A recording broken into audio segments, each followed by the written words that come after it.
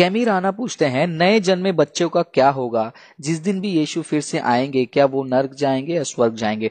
अब ये नए जन्मे बच्चे ही नहीं रहेंगे, वो बड़े होंगे और उनका एज ऑफ अकाउंटेबिलिटी कहा जाता है, जहां पर वो एक जिम्मेदार उम्र में आते हैं, जहां पर सही गलत वो पहचानने लगते हैं, तब उनको निर्णय लेना है। आपका सवाल क्या ये है कि छोटे बच्चे अगर मर जाएंगे तो क्या वो स्वर्ग जाएंगे या नर्क जाएंगे? तो इसका आंसर सिंपल है।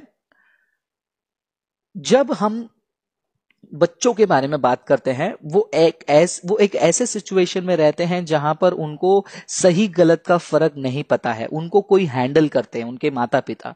तो जब तक किसी व्यक्ति को एज ऑफ अकाउंटेबिलिटी यानी कि उस जिम्मेदार उम्र तक वो आता नहीं है जहां पर सही गलत का वो अंतर पहचाने, तब तक वो कैसे निर्णय ले सकता है, कि इस बात को कैसे मान सकता है कि और रियलाइज भी कैसे कर सकता है कि मैं पापी हूं और मुझे उद्धारकर्ता की जरूरत है। So babies do not go to hell. जो बच्चे हैं जो एज ऑफ अकाउंटेबिलिटी से पहले वो मर जाते हैं, वो नर्क में नहीं जाएंगे बल्कि वो स्वर्ग में ही जाएंगे। क्यों जाएंगे? क्योंकि आदम का पाप और इम्प्यूटेड पाप के लिए यीशु मसीह ने अपना जान दिया है, and as a god he reserves all the right to justify those young babies. वो सारे बच्चों को वो जस्टिफाई कर सकते हैं क्योंकि उन्होंने उनके लिए अपना जान दिया है। लेकिन बड़े लोगों में क्या होता है, वो एक निर्णय लेने वाले उम्र में होते हैं और वो खुद से निर्णय लेते हैं कि मुझे यीशु के पीछे चलना है, नहीं चलना है। सो 3 टाइप का सिन के बारे में मैं पहले ही बोल चुका हूं। एक होता है इनहेरिटेड सिन, जो आदम से आया है। दूसरा है इम्प्यूटेड सिन, जो हमारे पूर्वजों के वजह से आया होगा।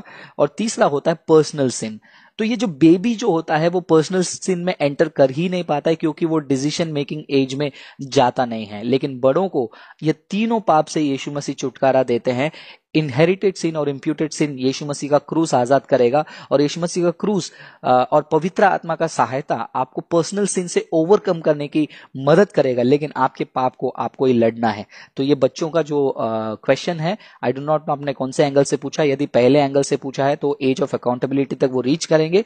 अगर सेकंड वाला टाइप ऑफ क्वेश्चन है आपका, तो वो बच्चे जब एज ऑफ अकाउंटेबिलिटी रीच भी नहीं करते हैं, तब परमेश्वर उनको स्वर्ग में ले जाने की अनुमति